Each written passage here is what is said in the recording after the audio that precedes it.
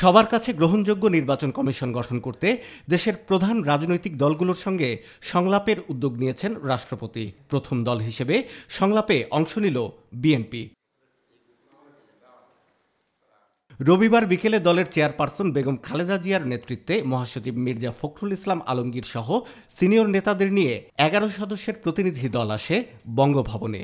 প্রায় ঘণ্টাব্যাপী বৈঠকে নতুন নির্বাচন কমিশন গঠনে বিএনপির প্রস্তাবনা রাষ্ট্রপতির কাছে তুলে ধরা হয়।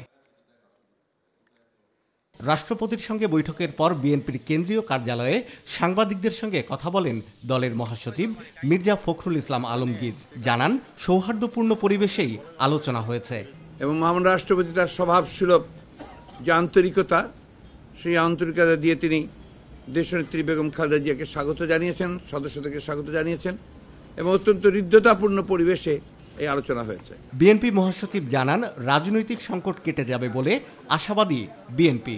যে বিষয়টার উপর গুরুত্ব দেওয়া হয়েছে সেটা হচ্ছে যে সকল রাজনৈতিক দলের মতৈক্যের ভিত্তিতে নির্বাচন কমিশন গঠন করা।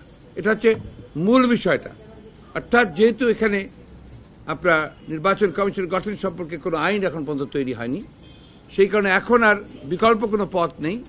এটা সকল রাজনৈতিক দলের মতৈক্যের ভিত্তিতেই এই নির্বাচন কমিশন গঠন করবার উদ্যোগ মহামান্য রাষ্ট্রপতি নেওয়া প্রয়োজন বলে আমরা মনে করি এবং দেশনেত্রী মনে করেছেন, সেটাই তিনি উত্থাপন করেছেন। বর্তমান নির্বাচন কমিশনের প্রতি আস্থাহীন বিএনপি গ্রহণযোগ্য ইসি গঠন করতে রাষ্ট্রপতির কাছে আহ্বান জানিয়ে আসছে। শাহ আলী জয়, নিউজ 24, ঢাকা।